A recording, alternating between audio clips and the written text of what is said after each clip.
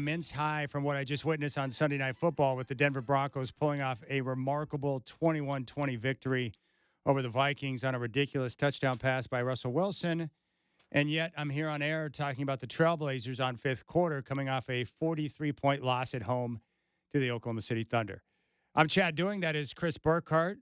Welcome to the show, my friends. I encourage you to swing over to YouTube, youtube.com, and you can pull up our homepage, Rip City Radio 620, and you can join in on the live stream and take part in the YouTube chat. All right, tonight was, well, exactly what we thought it might be going into the game. As I told you about Oklahoma City coming into the game, one of the top offenses in the NBA and the top three-point shooting team in the NBA. And they jumped out on an 11-2 run to open the game. They closed the first quarter on a 13-6 run, and then they opened up the second quarter on a 9-2 run, and they opened up a 42-23 lead. They extended that to 76-43 at half on 71% shooting, including 11 of 15 from downtown. For the game, the Thunder tonight ripped up the Nets 60.5% shooting and a ridiculous 61.1% from three-point range on 22 of 36 shooting. And the game's over. 134-91 is the final as the Oklahoma City Thunder get the win. And they had a bunch of guys participating and getting in on the fun. Shai Gilgeous-Alexander scored a game-high 28 points. They got 12 points from Dort. They got 16 points, 6 boards from Chet Holmgren. They got 15 off the bench from Isaiah Joe. And the list goes on and on and on as the Thunder come in and just rip the Trailblazers 134-91. And I would say for Portland now, who's lost 7 straight, I know a lot of fans are frustrated, irritated at the losing, irritated at the 7-game losing streak, and frustrated with the way the Blazers are getting pounded right now. But if we're just being real, the truth is they don't have the manpower to be able to match up. They're outgunned, they're outmanned when they step out onto the floor right now. And when they take on teams with the talent level of someone like Oklahoma City, they just don't have a shot to compete. That's really the truth of it. They don't have the offense. They don't have the weaponry. They don't have the ability. And the problem is you can play hard and try to compete. You can try to defend. But when you're not getting shots to go down and you're not getting three-pointers to go down, it really, I think, causes frustration. And it impacts the mindset, the focus level, the energy level, especially when it comes to defense. And for the Trailblazers tonight, they just couldn't get anyone on track to be able to knock down shots. They got 6 points from Tamani Kamara in 14 minutes of action. They got 14 points from Jeremy Grant in 27 minutes of action on 4 of 12 shooting. DeAndre Ayton tonight, 11 points in 24 minutes. 24 minutes for Shaedon Sharpe, who scored 7. And they got 11 points and 7 assists from Skylar Mays. So it was a night where a lot of guys off the bench had a chance to play. A lot of guys get into the mix. And the Trailblazers tonight take the loss 134-91. Their 7th straight loss, and they will now take a day off. They get a chance to travel down to Phoenix. They'll take on the Suns on a game on Tuesday, the first of a back-to-back. So Phoenix on Tuesday, tip-off at 6. And then they'll be back home on Wednesday for the second of a back-to-back against the Utah Jazz. My man Chris Burkhardt is here. Hey, Burkhardt, I think this is exactly what we were talking about with the Thunder, but the Blazers right now, I mean, honestly, with the guys they're putting on the floor, it doesn't have to be the Thunder. It can be someone with a less quality roster than that, but the Blazers just can't match up. They don't have the offensive talent, the skill level, the shooting ability, and I think it really shows up in a game like tonight where the Thunder can put multiple guys on the floor who can score and shoot the ball extremely well. What can you do? Without question, man. And as you were talking about right before we went on, how Sean Highkin tweeted out that, the lineup on the floor right now was your starting lineup for the Rip City remix last night. Like, that's what you're dealing with right now is these G League guys. So you're going to have plenty of games like this. This is one of those rough runs, though. It's like we've come out every single night and we've tried to talk about, hey, they looked good, they did this, we liked it. There was nothing good about today. No. And the fact that Oklahoma City was on the second of a back-to-back, you had a little bit of rest. Like, don't try to polish that one. Oh, Ayton, he played big minutes on when they played on Friday. Yet the day off, though. Oklahoma City didn't, and they look like the fresher team. And those are things that are definitely frustrating, rebuild or not. Let's go out to the phones. Mike out in Lake Oswego. Mike, what's up? Welcome to the fifth quarter. What's on your mind? Well, clearly I was extremely frustrated when I left the Rose Garden in the middle of the third quarter. but my question to you is a couple things. Why? Clearly they're not going to win, and I get that. It's not about winning. But why were they not making Shaden Sharp shoot the ball? Having Jabari Walker shoot the ball and Skylar Mays shoot the ball tonight, they were throwing up nothing but bricks. But Shaden was passive Shaden tonight, and he wouldn't shoot. Yeah, it's really one of those situations where the coaching staff is working with him because they're encouraging him to be more aggressive and to look for his shots, to get to his spots and get those shots up. But, part of the growing process for him is learning to overcome that passiveness. I mean, literally, the way we don't have any outside shooting at all. The paint everybody's just closing in on the paint because they're just saying, go ahead and shoot because we know you guys can't make it. Yeah. And it's just like, come on, Shaden, shoot the damn ball. On that note, have a good one. I Congrats appreciate on it. your Broncos. Yeah, thanks, man. I appreciate that. Yeah, it's part of a young player, learning to play the game and how the coaches want him to play. And as Coach mentioned after the Laker game on Friday, he's asking Shaden to do everything, more than what he should be asking him to do. So it's a process. He'll get there. And as it's been described to me, is that Shaden doesn't yet understand how talented he really is. So you'll see him at times, stop on a drive when he could probably turn the corner and get to the rim. Sometimes he'll go caught in no man's land. Sometimes he'll elevate too early. He's just not quite sure how to attack yet. So it's going to take him some time. He's learning how to get there. It's a process for him, but he's just not at the level of experience and understanding of the talents that he has to be able to make that happen. And that's part of the process and the growing process for these young trailblazers. And tonight, Burkhardt's right. Over the last couple of weeks, even in the losses, we've been able to pinpoint, items that you could look towards and say, that's good. We like that. But tonight, they just fell flat. And I think it was a case of a team just running out of gas who have been playing a ton of games and really getting after it. And they just didn't have enough to get it done. Not tonight. And they've been grinding, young team, guys playing big minutes. And I think they just, hit the wall tonight. So they'll have to regroup and get ready for another tough matchup on Tuesday against the Phoenix Suns and back home for the Utah Jazz. But that's okay. Getting your ass kicked and learning to move on from it is part of growing in this business as a youngster, learning to overcome those type of situations. And they'll get there, but it's going to take time. Telephone number, if you want to jump on board, is 503-248-0620. Telephone number is 503-248-0620. Chad Doing and Chris Burkhardt, the fifth quarter, where tonight the Oklahoma City Thunder hammer the Portland Trailblazers 134-91 in a game that was never close. The Thunder led by as much as 47 tonight. They win the game by 43, and they shoot an impressive 60% from the floor. They were 22 of 36 from downtown, good for 61%. Let's go out to Hillsboro. Bob in Hillsboro. What's up, Bob? Welcome to the show. What's on your mind? Yeah, they weren't very fun to watch tonight, but I'm not discouraged. We got, one of the youngest teams in the league. We're building for the future. Get over it, Blazer fans. It's going to be like this for the next 2, 3, 4 years. It's going to take time. And I'm not discouraged. I'm excited that eventually maturity will kick in, and they'll be good NBA players, but it's going to take some time. How much longer is Scoot going to be out? About 2 weeks. He should be back within 2 weeks and then get back on the floor, which is important because we want him to play and play big minutes and develop. Yeah. I was just going to tell the Blazer fans out there, come back off the ledge, Blazer fans. It's going to be okay. But last question, when's Jody Allen going to sell the damn team to Phil Knight? Not soon enough. Not soon enough, Bob. We need that to happen, don't we?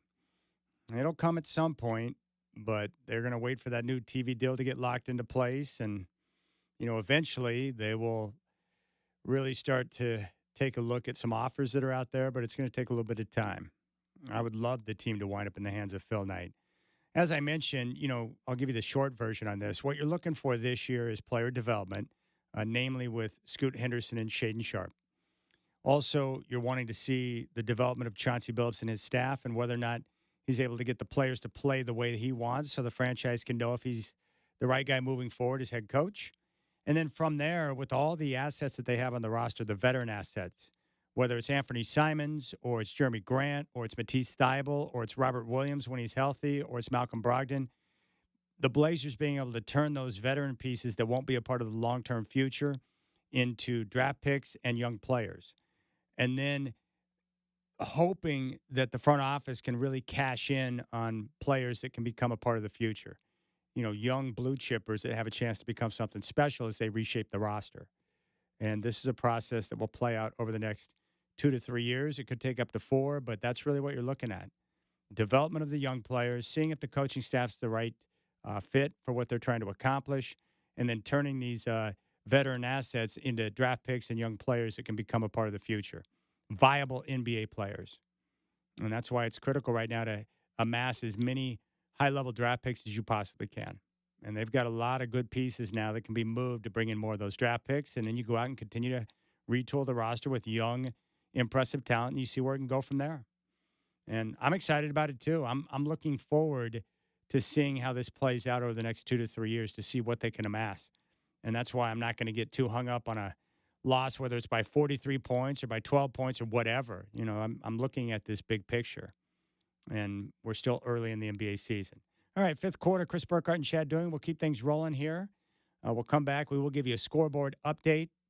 And the Blazers will get tomorrow off. Tuesday, they'll be in Phoenix to take on the Suns. Wednesday, back home to meet the Utah Jazz before Thanksgiving.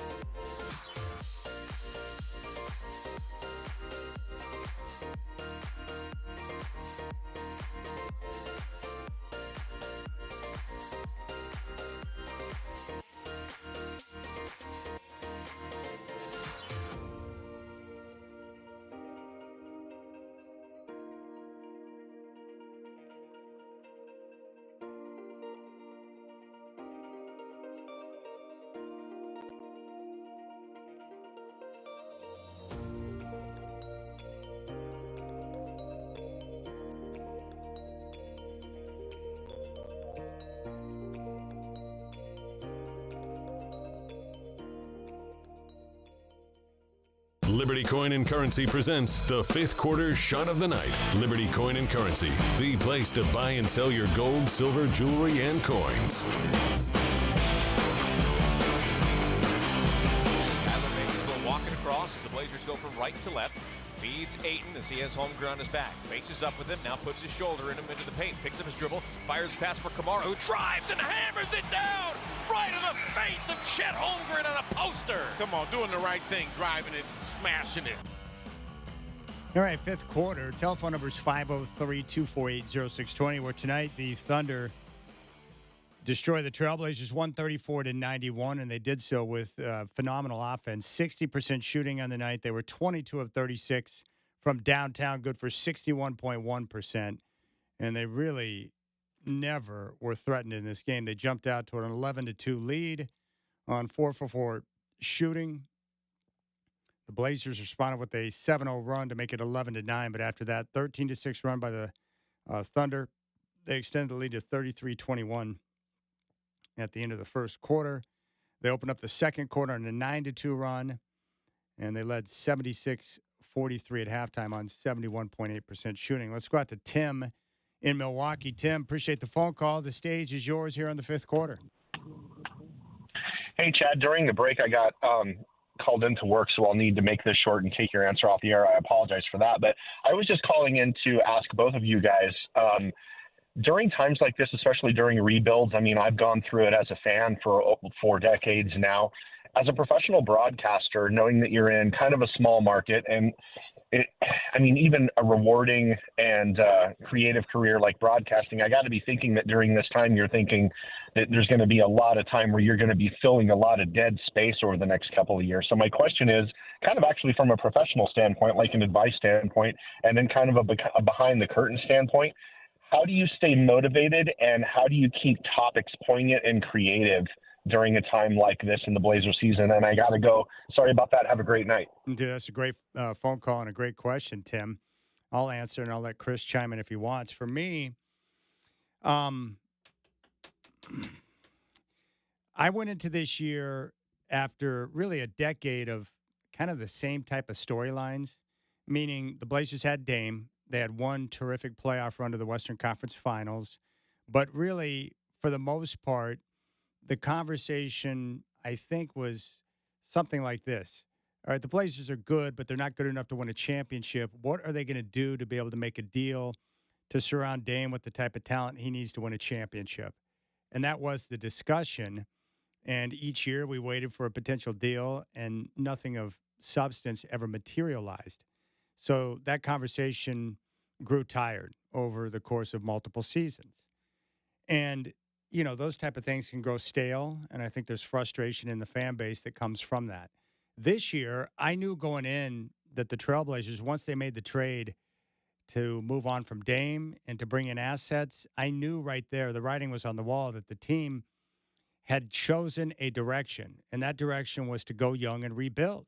It wasn't about trying to win now or win this year or win next year. They finally had chosen a direction, which I thought was important. Either go all in and try to bring in some type of big-time player and unload all your assets and take a risk and try to win a championship with Dame, or trade Dame, bring in assets, and retool the whole franchise. What you didn't want was the team staying in some type of purgatory where you're sort of good, but you're not good enough to go anywhere, but yet you haven't gone all in on trying to go young and reshape the franchise, so you're stuck in no man's land. That's not a good place to be in the NBA. And for a smaller market, and I think you all know this, to really have a chance to compete for a championship, it's probably going to have to come through draft and striking it rich in the draft and then player development. And the one time the Blazers did strike it rich in the draft was with Roy, Oden, and Aldridge. That nucleus could have won a championship, but injuries derailed it. They then struck it rich in the draft with Dame, and they still had LaMarcus and the makings of a really good team, but LaMarcus decided to leave and go elsewhere when he became a free agent. And the Blazers were able to retool and put a good enough team around Dame to make a trip to the Western Conference Finals. But if we're being honest, that team was not good enough to win a championship because we knew there was no way they were getting past Golden State. So this year, I knew what to expect. So coming in, instead of worrying about wins and losses, I try to think to myself, okay, how do the fans, what do they want? and what do they want me to do? And so I just tried to look at it and give my honest take. Okay, here they're rebuilding. So here's the plan. Here's the focus. It's not about wins and losses. It's about developing the players, and it's about using the assets on the roster to continue to accrue as many high-level draft picks as possible and or young players. And then I try to give an honest projection of how long it's going to take. And after all the people I've spoken with, this is probably a 3 to 4 year period to really get the team back in a position to make a run. It doesn't mean they're going to be bad or awful for the next 4 years, but it means it could take 3 to 4 years before they're really a perennial Western Conference contender again. It takes time. But I do appreciate that they chose a direction. And then I think from there, you focus on storylines. One, the development of Scoot Henderson and following his journey through his first NBA season. You try to focus on the development and some of the insight to Shaden Sharp. I think that's important. You try to focus on the details with the coaching staff. The majority of fans that I've spoken with, they seem to want Chauncey Billups out. But as I mentioned, the first 2 years were tank seasons that were out of his control. So I'm trying to focus on what you're looking for in Chauncey and his staff to know if he's making progress, to whether or not the franchise can determine if he's the right coach moving forward or not. And then you focus on those storylines. But the way I always try to do it is I don't try to BS anyone. I just come on and share with you what I think and what I see with my own eyes. And then I try to report and share with you the things that I'm hearing from people I trust. And then we go from there. And I'll give my honest opinion, my take on things. Sometimes I'm right and sometimes I'm wrong, but that's how I try to approach it. And I think by doing it that way and not trying to blow smoke up someone's skirt, then they'll appreciate that over the course of time. In regards to the monotony of Trailblazer games, yeah, it's tough when you know that they're probably going to lose. But again, if your focus is not on wins and losses, but it's on player development, then you can pull out of the games, even in losses, some of the growth, whether it's with Shaden or Scoot, or maybe it's Skylar Mays or Tamani Kamara, and you focus on the storylines that are positive or negative, but important for the future instead of just worrying about the result of a basketball game. You want to take a shot at that answer, Burkhardt? I would agree. No, it's pretty easy, man. Like, I know it's tough in this spot. You got to sit here and you got to find something to talk about every single night. But I mean, it's easier to do when you're getting paid to do it.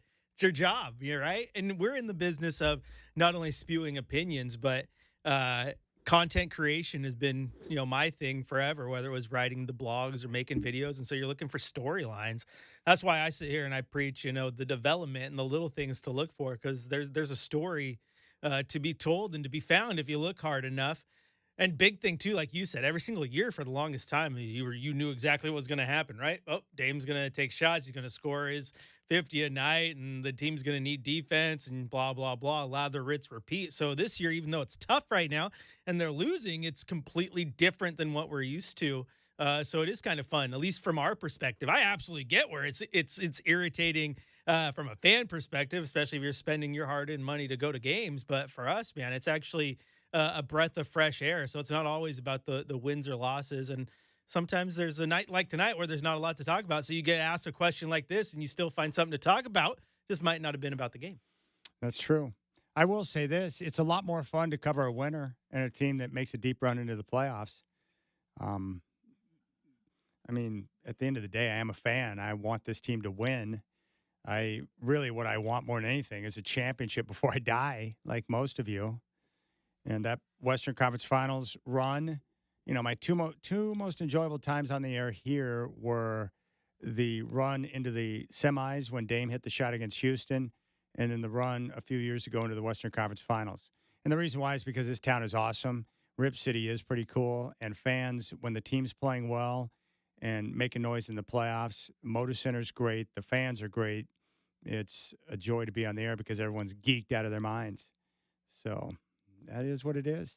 Hope that answers your question. Good work, Tim. I appreciate that. We'll keep things rolling on fifth quarter.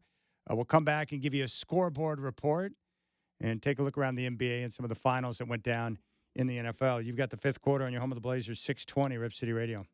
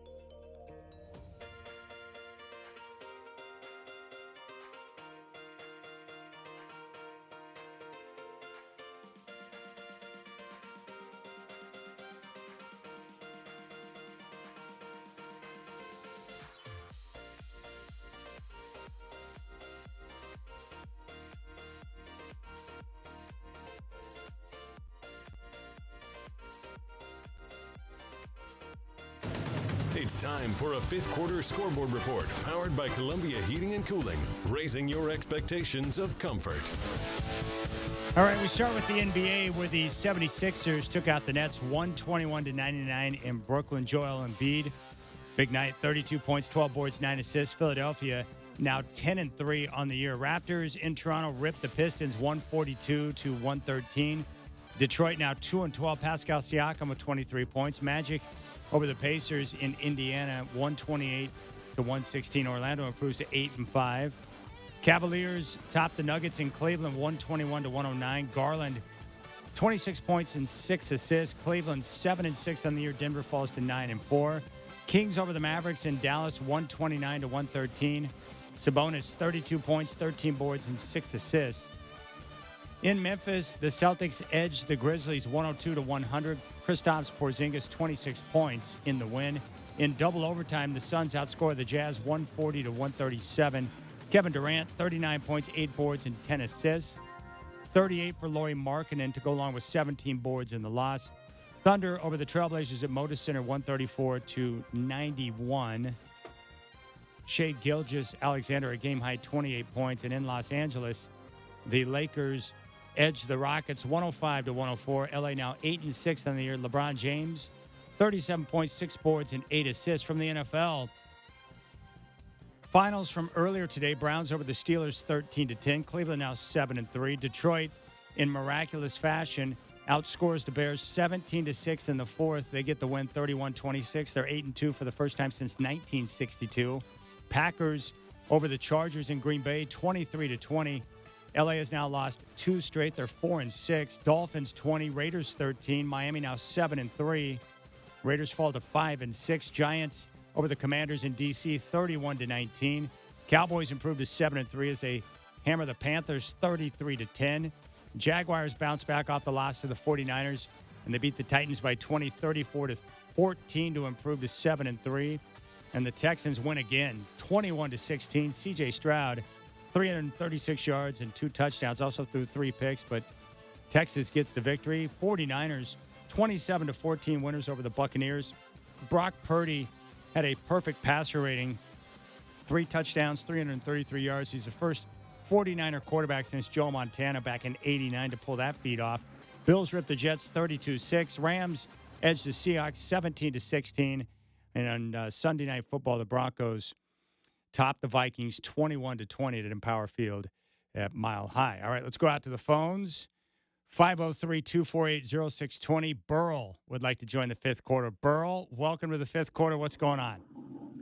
Hey, my pal, how are you tonight? Fabulous. How are you, Burl? Good. Just doing my job here. Wondering why you don't have more Kraken hockey on. I hear the games. I drive from Vancouver, BC, down to Burbank and Hollywood 3 times a week, and I hear the games. But then they don't have any call-in show like you have here. And pal, I wish we had that. Do you know why, or am I just missing it? No, I'll tell you why there's no fourth period for Kraken games. The reason why is because we have an agreement in place to carry some of the Kraken games live on our airwaves here on 620, but there are other teams like the Portland Trailblazers that carry a preeminence over the Kraken, and so when there's hooey. Are you a big Kraken fan? Big hockey guy, I would imagine?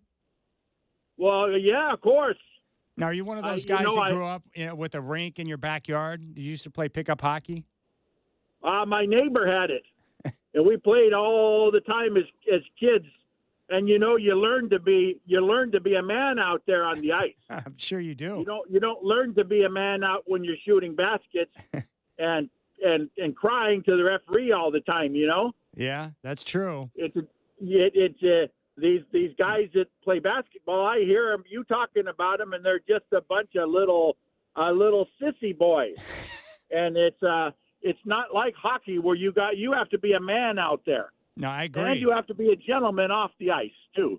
Yeah, I don't know. You can't just go on your little Twitter and put your little whiny complaints out there and say how nobody loves you and everybody hates you, and then have all these poor people saying, "Oh, that poor baby." Well, listen to the poor baby crying on his little Twitter, and he's just not He's just not getting everything in his life.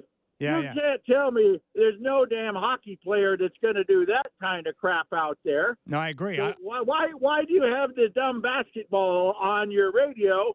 And you said it's over superseded. I don't know what word you used there, but it's better than the hockey call-in show. Come on, pal. Yeah, no. First off, Burl, you got to understand this is Portland, not Seattle. So we don't. This is a Trailblazer town, not a Kraken town, and so we've got to make sure that we give the people what they want. The damn Kraken on your radio. Then I drive through here all the time, and I hear them on here, buddy. And it just isn't. Then I don't hear anything else. Well, we play some Kraken hockey, but we want to give the fans in Portland more of what they want, which is Trailblazer basketball. Now, I agree with you. Pound for pound, hockey players are the toughest athletes. Hockey players are also some of the best interviews and the coolest guys around. I do not doubt that whatsoever. I also used to play pickup hockey when I lived in Colorado. I lived in Evergreen. We had a lake. It was called Evergreen Lake. And then during the wintertime, it would freeze over, and we'd go there to ice skate and play pickup hockey. And you're right. You do learn how to be a man against another man when they got sticks in their hands. There's no question about it. So you said you broadcast some of the games, huh? Yes. Yeah, you know what? My 2 nights ago, my wife took off some of her clothes too, and that doesn't work when it's not all. Well, I haven't thought of it that way. Are you feeling me? Yes, we're a tease. You're saying that I'm a tease for all hockey fans like you out there, Burl. Yeah, it's kind of ridiculous what you're doing. You kind of should be kind of ashamed of yourself. Is it you that makes that decision, or is there some stuffy old coot that wears a suit every day to work? Well, I gave input on the decision, but yes, at the end of the day, it's a suit that made the final call. Yep, not surprised. Probably never played a lick of hockey at all, and they don't know how beautiful the game is and how you got to be a man to play it. Well, they must be a little sissy who wears a pink shirt and a blue tie to work. He might. What I'll do is I'll do a favor, Burl, is I will talk to the guy Rich who's in a suit, and I will see if we can find a way to satisfy your hockey cravings. And so we can Rich. stop teasing. How cute. What a cute little name. Rich. Hi, I'm going to name my boy Rich. Is he from like Harvard School probably or something silly like that? I'm going to name my boy Timmy. Oh, isn't that nice? It's not as manly as Burl, I can tell you that much. Yeah, there you go. See, that's the difference between some people from Canada. Although we have I have a lot of sissies in Canada. I'm going to tell you that, especially when you go over to Toronto and you go over to Montreal. Oh, boy, they're growing on trees over there, my friend. But up in Vancouver, we have a whole lot of them, too. But you get out into Ottawa and Moose Jaw, and you get out into Kamloops, and you get out into Lincoln, Canada. They're not going to be sissies. No. Saskatchewan, there you go. Yeah. So I'm going to go now because I'm getting kind of frustrated with your broadcast company there. And you need to get back to talking about your dumb basketball. Oh, he got a foul. Oh, didn't that hurt? Oh, did you see him? Oh, he brushed his uniform. Ooh, yeah, that don't go in hockey. So anyway, maybe I'll call you again. You're a nice fella, and I'll talk to you again, okay? All right, Burl. Good luck with your travels, my friend. There you go. I don't know what to tell you. Sorry, Burl. Burl's a big hockey guy from Canada. I guess another good question is, why was I taking so much lip from a Canadian? This Canadian's getting pretty lippy up there. It's crazy. 503-248-0620 is your telephone number. The Blazers take the loss tonight by 43 points, 134-91. They're now going to get a night off. They travel to Phoenix. They'll take on the Suns. Tip-off will be at 6, and then they're back home for a game Wednesday against the Utah Jazz at Moda Center. That game is scheduled to tip off at 7 o'clock. So back-to-back games coming up on Tuesday and Wednesday before Thanksgiving. Let's go out to David in Salem. David, appreciate the phone call. You're up on the fifth quarter. What was your takeaway tonight? Chad, I was kind of disappointed. I thought that the Blazers had size over the Thunder, not as much experience, and I know they have a lot of injuries, Chad, but I'm thinking, is there a coaching issue here? I really thought, did they leave any timeouts on the table? Because they got boat raced in that first half. What's your take on that? Yeah, it's a good question. I think what it is, David, honestly, is I think it's just lack of talent. It's lack of talent because the Blazers right now, because of the injuries you mentioned, they have guys who are playing minutes right now that shouldn't be playing NBA minutes at this stage in their careers. Skylar Mays is the third point guard and the only available point guard right now. He's playing big minutes right now, running the offense. Shaedon Sharpe is starting and playing huge minutes, but he was a backup when the year began. And Tamani Kamara, a youngster, getting starters minutes right now because of injury. And then off the bench, you've got Jabari Walker, who's in his second year as a second-round pick, getting 22 minutes. Duwop Reef, who is, playing minutes right now for the Blazers. He's a G leaguer. Chris Murray's a rookie. They just have a lot of guys playing minutes that normally wouldn't be playing minutes. So I wouldn't look too much into a loss like tonight and point to Chauncey Billups. They just don't have bodies. And their best player's not even available in Anthony Simons.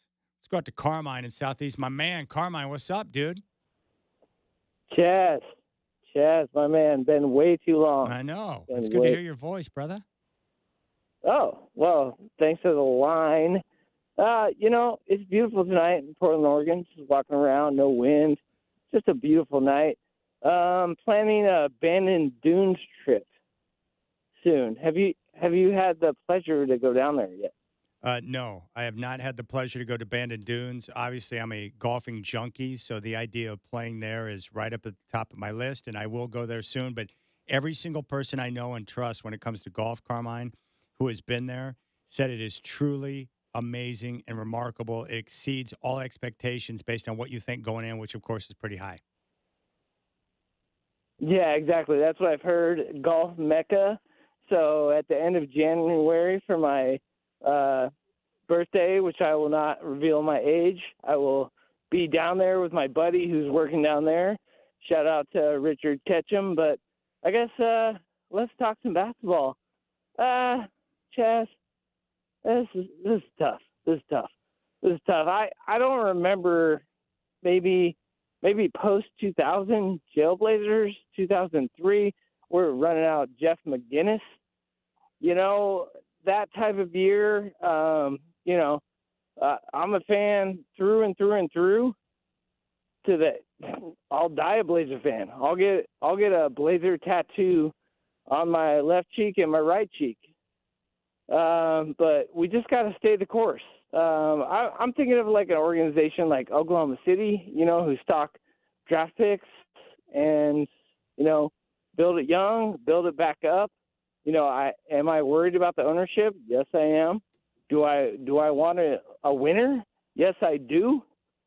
But patience is the name of the game. But it's also a little frustrating about the NBA, just the way it is in terms of the league, in terms of we don't expect to win, and we might not win. And if you don't, I got to go to the Memphis game, and it was super fun. The crowd was great. Blazer fan. I want to shout out Blazer fans for sticking with it. Go to the arena, keep it going with your positivity because Blazers for life. At the same time, just I'm not a patient person. Let's get some patience here. Let's let the young players grow and draft picks, trades. I never really think about trades in that aspect, but. I got to wait 2 years, 3 years for a winner? It's been a long time since I've been like, oh, we're not going to win, one game. Yeah, it's, this is going to take time. And for dieharders like you, Carmine, it's just, you got to take a big breath and just embrace the process. The ownership situation will take care of itself when it does. The key right now is for Joe Cronin and his staff to make sure that when they make deals with the veteran pieces they have, they're getting the best possible return. And then from there, you go out and you continue to bring in draft picks and young players. And for the short term, development of Shaedon Sharpe and Scoot Henderson when he gets back. You really need those two guys to hit and hit big, and it could really speed up the process as they continue to move forward. All right, we'll keep things rolling here on the fifth quarter. Blazers take the loss tonight, 134-91. And they're going to be back at it on Tuesday against the Phoenix Suns. Tip-off at 6 in the Valley.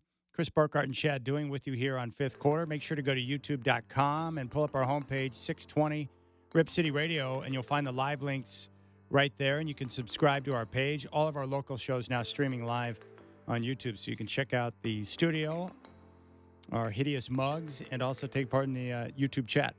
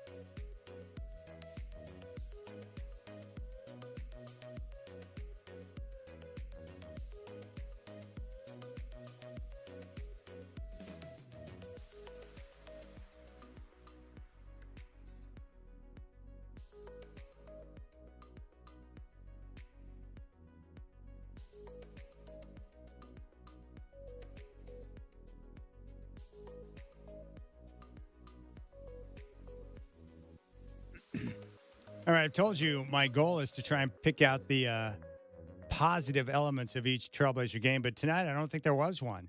They just got smoked from start until finish tonight. as the Thunder get the win 134-91. They shoot a ridiculous 60% from the field and 61% on 22 of 36%, or 22 of 36 from three-point range, and a perfect 14 of 14 at the foul line. Hey-oh. Going to be hard to win games when you're doing that. Oh, and by the way, the Trailblazers, as I mentioned before the game, need to clean up the turnovers. They didn't really do that. 19 turnovers, which led to 29 points. But again, you got to keep in mind, I know that you love your Trailblazers, but when you're rolling out dudes like Tamani Kamara, Skylar Mays, and Duop Reef, and some of these guys who shouldn't be playing big minutes, and yet they're playing big minutes, that's going to be problematic. The NBA, and you know this, like, you can play hard all you want, but when you don't have the talent to match up, you're done. You're done. You got to have talent. That's all. That's all. You need some talent. And they just don't have it right now. It's tough. All right, let's check in with Chauncey Billups and see what he had to say after this beatdown tonight at the hands of the Thunder following the game. And I haven't sat up here one time at all this year, talked about effort for our team.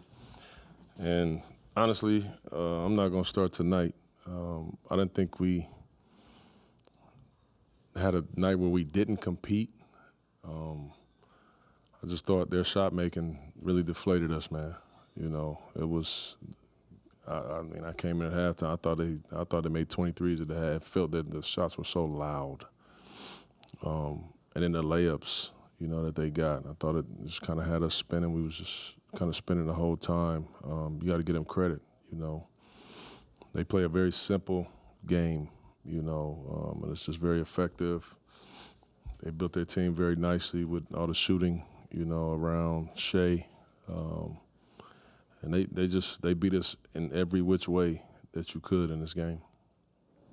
The amount of threes that they hit, how much of that do you think was the way you guys were defending, and how much of it was just sometimes teams just hit everything? You know, I'll be honest with you.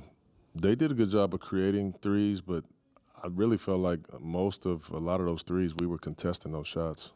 You know, they made tough looks.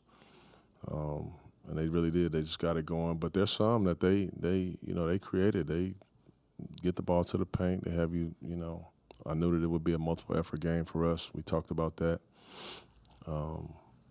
And they did that. They did that. But I thought for the most part, we contested most of their shots. I mean, they made them. Some of the layups, though, frustrated me. You know, them getting to the basket, no contest, and laying it up. Shea Gilgeous Alexander had, a really easy, I thought, 28 all layups, man. All layups. I mean, you can't get a team that hot from three and then you give them layups too. I mean, that's going to always result in a tough night, man. So there were some problems there then, maybe not effort, but just in terms of attention to detail or aggressiveness or what? Yeah, I thought our attention to detail was off a little bit, even from the start of the game. They got off to, you know, kind of an early start. I thought the turnovers in the first half really hurt us. You know, we had 10 for 17 points at the half. Those layups, I mean, when you got numbers, obviously, you know, you get 3-on-2s, 3-on-1s, obviously you're going to get a layup in that, but it's the half-court defense, you set, you know, and then we just don't communicate on the switches. Or we change coverages, change defenses now. We're playing our 5 down, and we veer because it's Chet, and we end up not veering, and we double the ball. Now they just kind of had us going. Lack of communication, lack of focus a lot of times. Chauncey, what do you think about, you know, Chet's development, just watching him as from the outside, and players like him coming into the NBA, obviously with that size, versatility, and ability that, you know, he's shown this year? Yeah, this is my first time ever, obviously, you know, coaching against him, and you know, he's going to be a special player with his skill set and his size, and he has a competitiveness about him that I like too. You know, he's pretty tough out there. You know, he will make a play. He'll talk a little bit on the court. I like that. I really like that. So they're going to be able to move him around from the 5 to the 4 they can handle with him. I mean, you a chip like that, you can do so many things with him. So he's going to be an incredible player in this league. Chauncey, one of the things you've talked about this year is playing with a requisite level of physicality. Do you feel like that was there tonight on both ends? No, I don't. I didn't feel that we played with physicality tonight. I think that's why, when I talk about lack of focus and attention to detail, that's one of the things that we wanted to do. I mean, I called my first time out, and I looked at all my guys and said, who played last night? They had an overtime game away, and they're fresher than we are. They're playing with more intention than we are. And that was disappointing, that we don't, you got to jump on teams like that, let them notice to win this game. It's going to be really tough, coming off of overtime, emotional win that they got last night. You knew their confidence would be high, but it's still back-to-back, while we've been sitting here waiting. So I feel like, I've always felt this way. You can't, you can lose a game very early on in the game. And today I thought we lost the game in the first quarter. All right, there is Trailblazers coach Chauncey Billups. All right, Chauncey Billups after the game as the Blazers take the loss 134-91. I thought what he said there in regards to, he mentioned the effort level, but also the physicality. They just didn't have the intensity, and the Thunder playing on the second of a back-to-back came out and just punched them in the face from the get-go. And the Blazers right now, they're not talented enough. They don't have enough offense. They're just not good enough to compete if they don't give that type of effort. Defensively, energy, chasing down all the loose balls. They've got to do all the hard work, and that's the hard part when you got very few guys playing big minutes to keep that up. But that's what it's going to take to be able to compete. And if they don't, they're going to get clubbed, period. That's how it works. All right, let's give you an update on Scoot Henderson. The best performing team requires the best workstations. What's the Scoot is brought to you by Office Furniture Reborn. Need desks, better office chairs, or just the right file cabinet? Office Furniture Reborn has a huge selection of colors and sizes to choose from. So drop by Office Furniture Reborn's huge showroom just off Pacific Highway in 217 or visit www.officefurniturereborn.com. All right, your update on Scoot Henderson. It's going to be 2 more weeks before he's back in action. He's got a bone bruise that he's suffering from. And once he's back, he'll be able to start playing again, and then we'll be able to continue to monitor his development, which is going to be critical. So we're looking forward to that. All right, big thanks to all of the YouTube crowd tonight for joining us on the live stream. We appreciate it. And our next broadcast, Blazer-wise, will come up on Tuesday. Game day will start at 3. Tip-off against the Suns is at 6. That's the first of a back-to-back. They'll be in action home against Utah on Wednesday before Thanksgiving. All right, your final score tonight from Moda Center, the Thunder shake, rattle, and roll your Portland Trailblazers 134-91. For my man, Chris Burkhardt, I am Chad Doing. Enjoy your Sunday evening, and then tomorrow morning you can join Justin Myers' Rip City Mornings at 6. Dwight and I will have the Rip City Drive starting at 3. Have a good night.